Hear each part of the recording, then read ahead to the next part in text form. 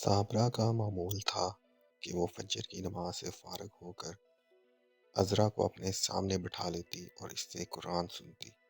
عذرا کی آواز کی مٹھاس کبھی کبھی پڑوس کی عورتوں کو بھی صابرہ کے گھر کھینچ لاتی۔ اس کے بعد صابرہ گاؤں کی چند لڑکیوں کو تعلیم دینے میں مصروف ہو جاتی اور عذرا گھر کا کام کاج سے فرصت حاصل کر کے تیر اندازی کی مشق کیا کرتی۔ ایک روز طلوع آفتاب سے پہلے عذرا حسب معمول قرآن سنا کر اٹھنے کو تھی کہ صابرہ نے اسے ہاتھ سے پکڑ کر اپنے پاس بٹھا لیا اور کچھ دیر محبت بھری نگاہوں سے اس کی طرف دیکھنے کے بعد کہا، عذرا، میں اکثر سوچا کرتی ہوں کہ اگر تم نہ ہوتی تو میرے دن بڑے مشکل سے کٹتے۔ اگر تم میری بیٹی بھی ہوتی تو بھی میں تمہارے ساتھ شاید اس سے زیادہ محبت نہ کر سکتی۔ عذرا نے جواب دیا، امی، اگر آپ نہ ہوتی تو میں… عذرا اس سے آگے کچھ نہ کہہ سکی۔ اس کی آنکھوں میں آنسو بھر آئے۔ عذرا، صابرہ نے کہا۔ ہاں امی۔ صابرہ آگے کچھ کہنا چاہتی تھی کہ باہر کا دروازہ کھلا اور عبداللہ گھوڑے کی بانگ تھامے اندر داخل ہوا۔ صابرہ اٹھی اور چند قدم آگے بڑھی۔ عبداللہ نے سلام کیا۔ ماں اور بیٹا ایک دوسرے کے سامنے کھڑے ہو گئے۔ بیٹے سے ہٹ کر ماں کی نظر کہیں دور جا پہنچی۔ اس دن سے 20 سال پہلے عبداللہ کا باپ ایسے ہی لباس میں اور ایسی ہی شکل و صورت کے ساتھ گھر میں داخل ہوا کرتا تھا۔ امی، ہاں بیٹا، آپ پہلے سے بہت کمزور نظر آ رہی ہیں۔ نہیں بیٹا، آج تو مجھے کمزور نہیں نظر آنا چاہیے۔ لاؤ، میں تمہارا گھوڑا باندھا ہوں۔ صابرہ نے یہ کہہ کر گھوڑے کی بانگ پکڑ لی اور پیار سے اس کی گردن پر ہاتھ پھیرنے لگی۔ امی چھوڑیے، یہ کیسے ہو سکتا ہے؟ عبداللہ نے ماں کے ہاتھ سے گھوڑے کی بانگ چھڑانے کی کوشش کرتے ہوئے کہا۔ صابرہ نے کہا، بیٹا، تمہارے باپ کا گھوڑا میں ہی باندھا کرتی تھی، لیکن میں آپ کو تکلیف دینا گناہ سمجھتا ہوں۔ بیٹا، ضد نہ کرو، چھوڑو۔ عبداللہ نے ماں کے لہجے سے متاثر ہو کر گھوڑے کی بانگ چھوڑ دی۔ صابرہ گھوڑا لے کر استبل کی طرف ابھی چند ہی قدم بڑھی تھی کہ عذرا نے آگے بڑھ کر اس کے ہاتھ سے گھوڑے کی بانگ پکڑتے ہوئے کہا، امی چھوڑیے، میں باندھا ہوں۔ صابرہ نے عذرا کی طرف محبت آمیز مسکراہٹ سے دیکھا اور کچھ سوچ کر گھوڑے کی بانگ اس کے ہاتھ میں دے دی۔ عبداللہ نے رخصت کے 20 دن گھر پر گزارے۔ گھر کے حالات میں اس نے ایک زبردست تغیر محسوس کیا۔ عذرا، جو پہلے بھی اس کے ساتھ کسی حد تک تکلف سے پیش آیا کرتی تھی، اب بہت زیادہ شرمانے لگی تھی۔ عبداللہ کی رخصت کا آخری دن بھی آن پہنچا۔ لاڈلے بیٹے کے لیے ماں کا بہترین تحفہ اس کے دادا کے زمانے کی ایک خوبصورت تلوار تھی۔ جب عبداللہ گھوڑے پر سوار ہوا تو عذرا نے اپنے ہاتھ کا تیار کیا ہوا ایک رومال صابرہ کو لا کر دیا اور شرماتے ہوئے عبداللہ کی طرف اشارہ کیا۔ صابرہ نے عذرا کا مطلب سمجھ کر رومال عبداللہ کو دے دیا۔ عبداللہ نے رومال کھول کر دیکھا۔ درمیان میں سرخ رنگ کے ریشمی دھاگے کے ساتھ کلام الہی کے یہ الفاظ لکھے ہوئے تھے، قاتلوہم حتی لا تکون فتنۃ، ان سے جنگ کرو یہاں تک کہ فتنہ باقی نہ رہے۔ عبداللہ نے رومال جیب میں ڈال کر عذرا کی طرف دیکھا اور عذرا سے نظر ہٹا کر ماں کی طرف دیکھتے ہوئے اجازت چاہی۔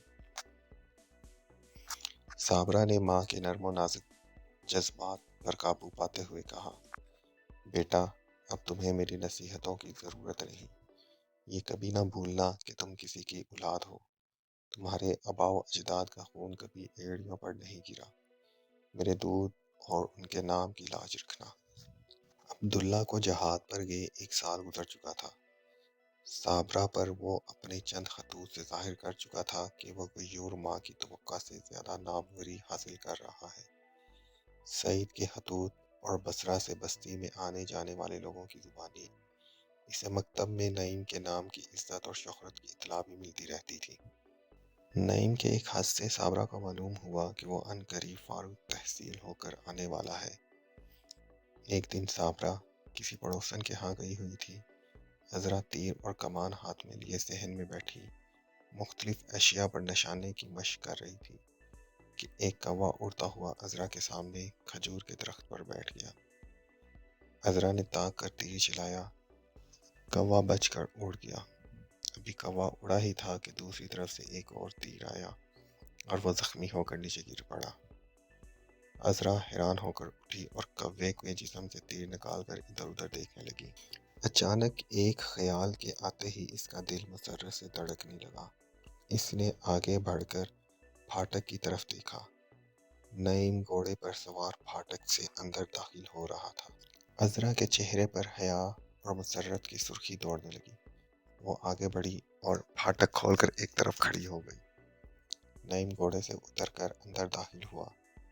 نعیم بصرہ سے لے کر گھر تک بہت کچھ کہنے اور بہت کچھ سننے کی تمنائیں بیدار کرتا آیا تھا، لیکن انتہائی کوشش کے باوجود اچھی ہو عذرا کہہ کر خاموش ہو گیا۔ عذرا نے کوئی جواب دینے کی بجائے ایک ثانیے کے لیے اس کی طرف دیکھا اور پھر آنکھیں جھکا لی۔ نعیم نے پھر جرأت کی، عذرا کیسی ہو؟ اچھی ہوں۔ امی جان کہاں ہے؟ وہ کسی عورت کی تیمارداری کے لیے گئی ہے۔ پھر دونوں کچھ دیر کے لیے خاموش کھڑے رہے۔ عذرا میں تمہیں ہر روز یاد کرتا تھا۔ عذرا نے آنکھیں اوپر اٹھائیں، لیکن سپاہیانہ شان میں حسن اور جبروت کے مجسمے کو جی بھر کر دیکھنے کی جرأت نہ ہوئی۔ عذرا تم مجھ سے ناراض ہو؟ عذرا جواب میں کچھ کہنا چاہتی تھی، لیکن نعیم کے شاہانہ تمکنت نے اس کے زبان بند کر دی۔ لائیے میں آپ کا گھوڑا باندھ دوں، اس نے گفتگو کا موضوع بدلنے کی کوشش کرتے ہوئے کہا۔ نہیں عذرا، تمہارے ہاتھ ایسے کاموں کے لیے نہیں بنائے گئے۔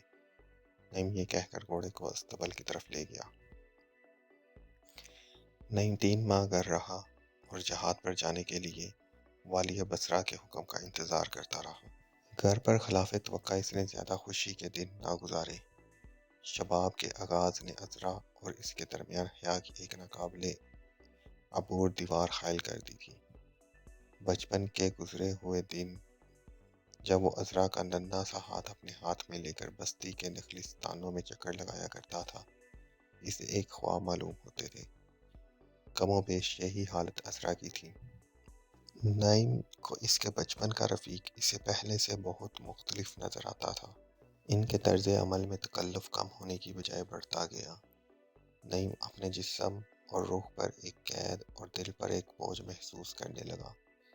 عذرا اس کے ساز دل پر بچپن ہی سے محبت کا پرسرور نغمہ بیدار کر چکی تھی۔ نعیم چاہتا تھا کہ اس صحرائی حور کے سامنے اپنے دل کھول کر رکھ دے، لیکن حیا نے اسے منہ کھولنے کی اجازت ہی نہ دی۔ تاہم دونوں ایک دوسرے کے دل کی دھڑکنیں محسوس کر رہے تھے۔ نعیم کے گھر آنے کے 4 ماہ بعد عبداللہ رخصت پر آیا اور صابرہ کے گھر کی رونق دوبالا ہو گئی۔ رات کا کھانا کھانے کے بعد نعیم اور عبداللہ ماں کے قریب بیٹھے ہوئے تھے۔ عبداللہ اپنے فوجی کارنامے اور ترکستان کے حالات سنا رہا تھا۔ عذرا کچھ دور دیوار کا سہارا لیے کھڑی عبداللہ کی باتیں سن رہی تھی۔ گفتگو کے اختتام پر عبداللہ نے بتایا کہ میں بصرہ سے ہو کر آیا ہوں۔ ماموں سے ملے تھے؟ صابرہ نے پوچھا۔ ملا تھا، وہ آپ کو سلام کہتے تھے اور مجھے ایک خط بھی دیا ہے۔ کیسا خط؟ عبداللہ نے جیب سے ایک خط نکالتے ہوئے کہا، آپ پڑھ لیں۔ تم ہی پڑھ کر سنا دو بیٹا۔ امی جان یہ آپ کے نام ہے، عبداللہ نے شرماتے ہوئے جواب دیا۔ صابرہ نے خط لے کر نعیم کی طرف بڑھاتے ہوئے کہا، اچھا بیٹا تم پڑھو۔ نعیم نے خط لے کر عذرا کی طرف دیکھا۔ وہ شمع اٹھا لائی، نعیم کے قریب کھڑی ہو گئی۔ خط کی تحریر پر ایک نظر ڈالتے ہی نعیم کے دل پر ایک جھٹکا سا لگا۔ اس نے ماں کو سنانا چاہا، لیکن خط کی عبارت نے اس کی زبان پر مہر ثبت کر دی۔ اس نے سارے خط پر جلدی جلدی نظر دوڑائی۔ خط کا مضمون نعیم کے لیے ناگزیر گناہ کی سزا کے حکم نامے سے زیادہ بھیانک تھا۔ اپنے مستقبل کے متعلق تقدیر کا ناقابل تردید فیصلہ پڑھ کر وہ تھوڑی دیر کے لیے سکتے میں آ گیا۔ ایک ناقابل برداشت بوجھ اسے زمین کے ساتھ پیوست کر رہا تھا، لیکن مجاہد کی فطری ہمت بروئے کار آئی اور اس نے انتہائی کوشش کے ساتھ چہرے پر مسکراہٹ لاتے ہوئے کہا، ماموں جان نے بھائی جان کی شادی کے متعلق لکھا ہے، آپ پڑھ لیں۔ یہ کہہ کر اس نے خط والدہ کو دے دیا۔ صابرہ نے شمع کی روشنی کی طرف سرک کر پڑھنا شروع کیا۔ اچھی بہن، عذرا کے مستقبل کے متعلق میں ابھی تک کوئی فیصلہ نہیں کر سکا۔ میرے لیے عبداللہ اور نعیم ایک جیسے ہیں۔ ان دونوں میں وہ تمام صفات موجود ہیں جو عذرا جیسی عالم نسل لڑکی کے مستقبل کی ضامن ہو سکتی ہیں۔ عمر کا لحاظ رکھتے ہوئے عبداللہ اس امانت کا زیادہ حقدار معلوم ہوتا ہے۔ اسے 2 ماہ کی رخصت ملی ہے۔ آپ کوئی مناسب دن مقرر کر کے مجھے اطلاع دیں، میں 2 دن کے لیے آ جاؤں گا۔ آپ مجھ سے زیادہ ان بچوں کی طبیعت سے واقف ہیں۔ یہ خیال رکھیں کہ عذرا کے مستقبل کا سوال ہے۔ سعید۔ نعیم کے پرانے خواب کی تعبیر اس کی توقع کے خلاف نکلی۔ ابھی تک اس کا یہی خیال تھا کہ وہ عذرا کے لیے ہے اور عذرا اس کے لیے، لیکن ماموں کے ہاتھ سے ایک تلخ حقیقت کا انکشاف ہوا۔ عذرا، اس کی معصوم عذرا، اب اس کی باوج بننے والی تھی۔ اسے دنیا و مافیا کی تمام چیزوں میں ایک نمایاں تغیر نظر آنے لگا۔ دل میں رہ رہ کر درد کی ایک ٹھیس اٹھتی تھی، لیکن جہاں تک ہو سکا اس نے ضبط سے کام لیا اور کسی پر اپنے دل کی بات ظاہر نہ ہونے دی۔ عذرا کی حالت بھی اس سے مختلف نہ تھی۔ عبداللہ اور صابرہ نے ان دونوں سے ان کی پریشانی کی وجہ پوچھی، لیکن نعیم کو اپنے بھائی کا لحاظ تھا اور عذرا صابرہ، سعید اور عبداللہ کے احترام سے مجبور تھی۔ اس لیے دونوں کچھ نہ کہہ سکے اور دل کے انگارے دل ہی میں سلگتے رہے۔ جوں جوں عبداللہ کے مسرت کے دن قریب آ رہے تھے، نعیم اور عذرا کے تصورات کی دنیا تاریک ہوتی جاتی تھی۔ نعیم کی سکون نہ آشنا طبیعت کو گھر کی 4 دیواری ایک قفس نظر آنے لگی۔ وہ ہر شام گھوڑے پر سوار ہو کر سیر کے لیے بہت دور چلا جاتا اور آدھی آدھی رات تک صحرا میں ادھر ادھر گھومتا رہتا۔ عبداللہ کی شادی میں 1 ہفتہ باقی تھا۔ نعیم ایک شب بستی سے باہر اپنے گھوڑے پر سیر کر رہا تھا۔ خوشگوار ہوا چل رہی تھی، آسمان پر ستارے جلملا رہے تھے، چاند کی دل فریب روشنی میں صحرا کی ریت پر چھوٹی چھوٹی لہریں چمک رہی تھیں۔ بستی میں عبداللہ کی شادی کی خوشی میں نوجوان لڑکیاں دف بجا بجا کر گا رہی تھیں۔ نعیم گھوڑا تھامے کچھ دیر یہ راگ سنتا رہا۔ اسے اپنے سوا تمام کائنات مسرور نظر آ رہی تھی۔ وہ گھوڑے سے اترا اور ٹھنڈی ریت پر لیٹ گیا۔ چاند، ستارے، ٹھنڈی ٹھنڈی خوشگوار ہوا اور سامنے بستی کے نخلستانوں کے دل فریب مناظر نے اسے اپنی معصوم دنیا کے کھوئے ہوئے سکون کے متعلق مضطرب کر دیا۔ اس نے اپنے دل میں کہا، میرے سوا کائنات کا ہر ذرہ مسرور ہے۔ میری سرد آہیں ان وسعتوں کے سامنے کیا حقیقت رکھتی ہیں۔ اف، بھائی اور والدہ کی خوشی، ماموں کی خوشی اور شاید عذرا کی بھی خوشی مجھے رنجیدہ اور مغموم بنا رہی ہے۔ میں بہت خود غرض ہوں، لیکن میں خود غرض بھی تو نہیں، تو بھائی کے لیے اپنی خوشی قربان کر چکا ہوں۔ لیکن یہ بھی جھوٹ ہے، میرے دل میں بھائی کے لیے اتنا احسار بھی نہیں ہے کہ اس کی خوشی میں شریک ہو کر اپنا غم بھلا سکوں۔ میرا رات دن باہر رہنا، کسی سے بات نہ کرنا اور سرد آہیں بھرنا ان پر کیا ظاہر کرتا ہوگا؟ میں آئندہ نہیں کروں گا۔ وہ کبھی میرا چہرہ مغموم نہیں دیکھیں گے، لیکن یہ میرے بس کی بات نہیں۔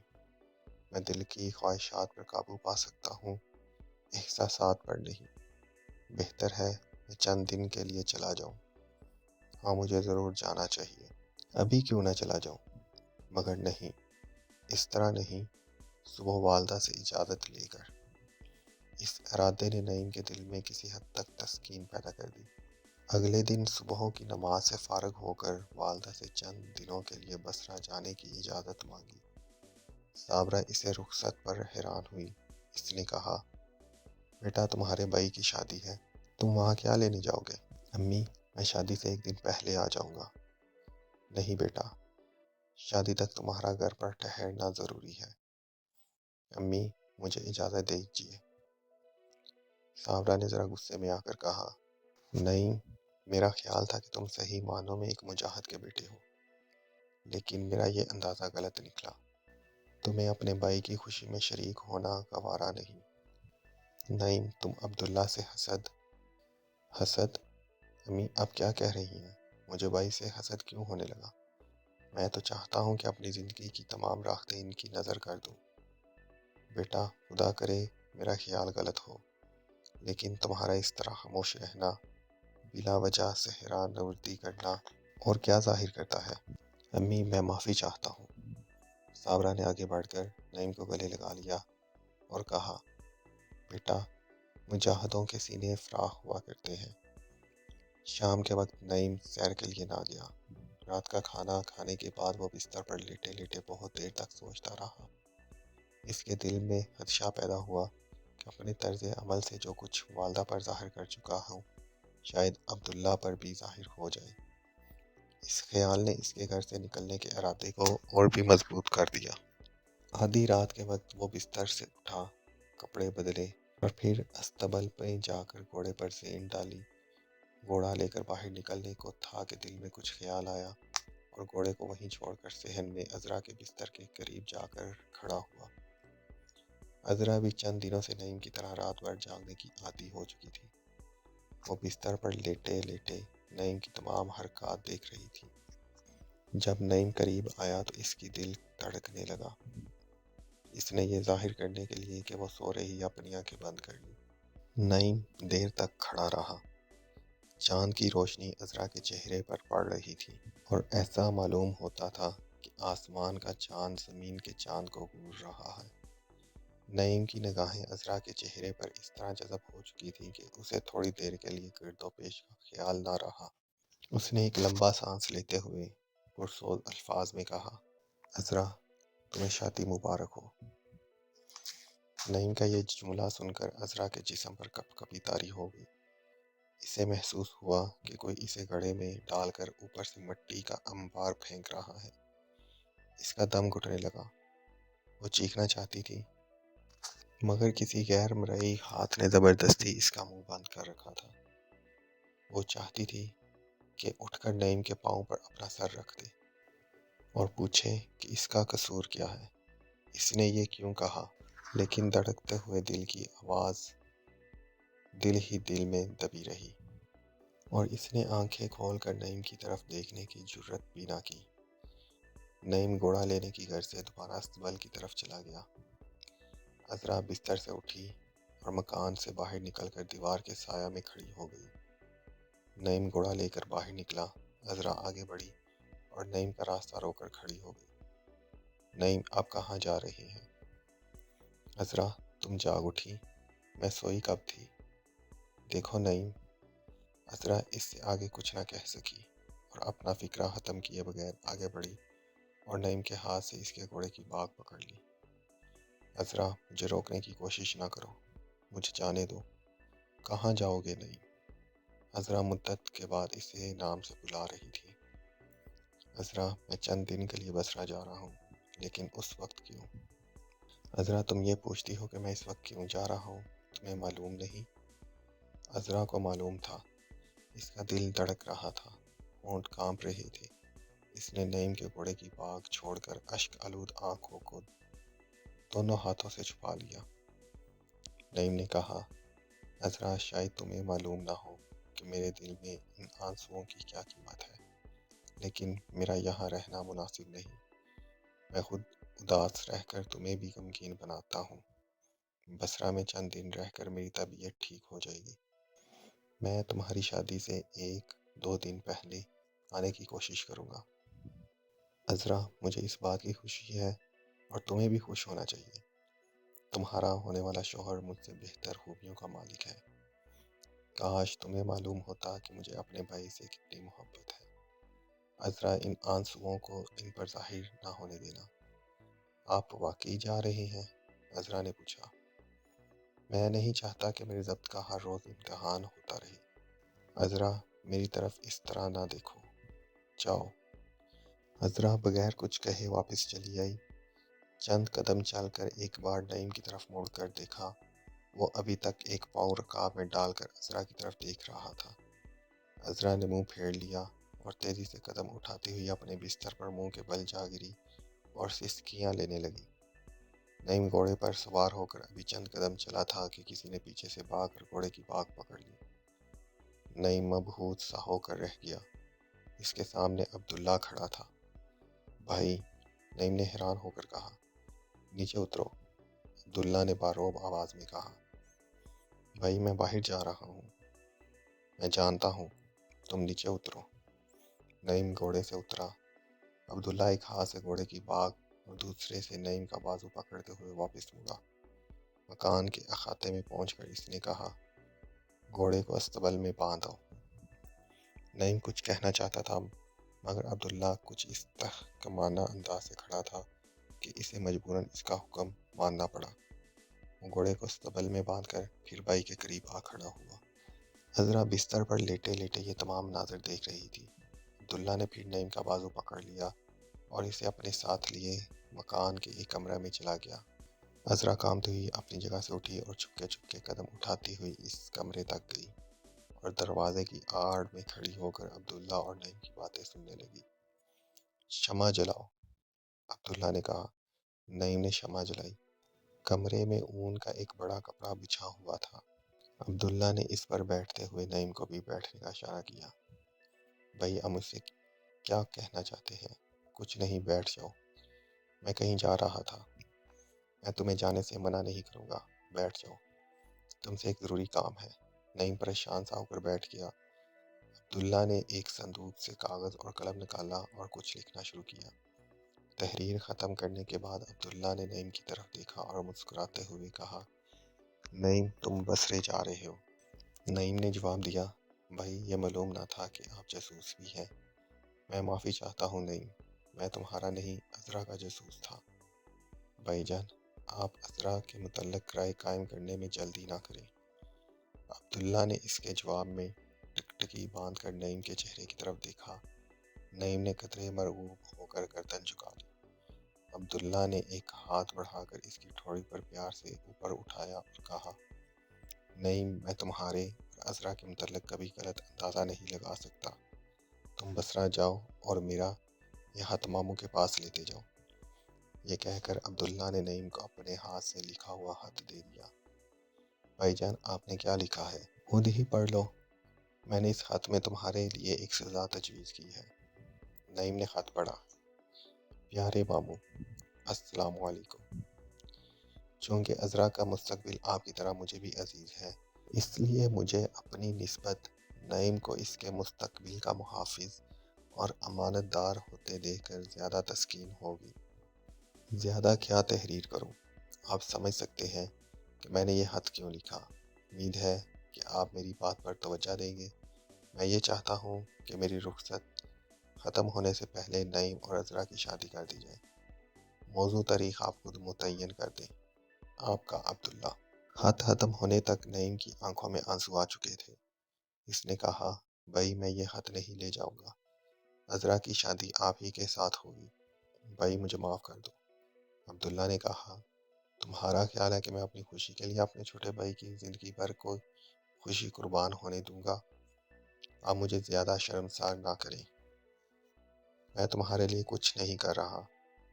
نعیم، تم سے زیادہ مجھے عذرا کی خوشی کا خیال ہے۔ مجھے تمہارا جوڑا پہلے بھی بھلا معلوم ہوتا تھا۔ جو کچھ تم میرے لیے کرنا چاہتے تھے، وہی کچھ میں عذرا کے لیے کر رہا ہوں۔ جاؤ، اب صبح ہونے والی ہے، کل تک ضرور واپس آ جانا۔ شاید ماموں جان تمہارے ساتھ ہی آ جائیں۔ چلو۔ بھائی، آپ کیا کہہ رہے ہیں؟ میں نہیں جاؤں گا۔ نعیم، اب ضد نہ کرو۔ عذرا کو خوش رکھنے کا فرض ہم دونوں پر عائد ہوتا ہے۔ بھائی، چلو۔ عبداللہ نے ذرا تیور بدلتے ہوئے کہا اور نعیم کا بازو پکڑ کر کمرے سے باہر لے آیا۔ عذرا انہیں آتے دیکھ کر وہاں سے کھسک آئی اور اپنے بستر پر جا لیٹی۔ نعیم کو متذبذب دیکھ کر عبداللہ خود جا کر استبل سے نعیم کا گھوڑا لے آیا۔ دونوں بھائی مکان سے باہر نکلے۔ تھوڑی دیر بعد عذرا کو گھوڑے کی ٹاپوں کی آواز سنائی دی۔ عبداللہ واپس آ کر بارگاہ عزتی میں شکر گزاری کے لیے کھڑا ہو گیا۔ الگ صبح صابرہ نعیم کا بستر خالی دے کر استقبال کی طرف گئی۔ عبداللہ نے وہاں اپنے گھوڑے کے آگے چارہ ڈال رہا تھا۔ صابرہ کو وہاں نعیم کا گھوڑا نظر نہ آیا تو پریشان سی ہو کر کھڑی ہو گئی۔ عبداللہ اس کا مطلب بھانپ گیا۔ اس نے کہا، امی آپ نعیم کو تلاش کر رہی ہیں؟ ہاں، کہاں ہے وہ؟ وہ ایک ضروری کام کے لیے باہر گیا ہے، عبداللہ نے جواب دیا اور پھر کچھ دیر سوچنے کے بعد صابرہ سے سوال کیا، امی نعیم کی شادی کب ہوگی؟ بیٹا تمہاری تو ہو جائے، اس کی باری بھی آ جائے گی۔ امی میں چاہتا ہوں کہ اس کی شادی مجھ سے پہلے ہو۔ مجھے معلوم ہے کہ تم اسے بہت پیار کرتے ہو، میں غافل نہیں ہوں، اس کے لیے بھی کوئی رشتہ تلاش کر رہی ہوں، خدا کرے کوئی عذرا جیسی لڑکی مل جائے۔ امی عذرا نعیم بچپن ہی سے ایک دوسرے کے ساتھ ہی رہے۔ ہاں بیٹا، امی جان میں چاہتا ہوں کہ وہ ہمیشہ اکٹھے رہے۔ تمہارا مطلب ہے کہ؟ ہاں، میں چاہتا ہوں کہ عذرا کی شادی نعیم کے ساتھ کر دی جائے۔ صابرہ نے حیران ہو کر عبداللہ کی طرف دیکھا اور پیار سے دونوں ہاتھ اس کے سر پر رکھ دیے۔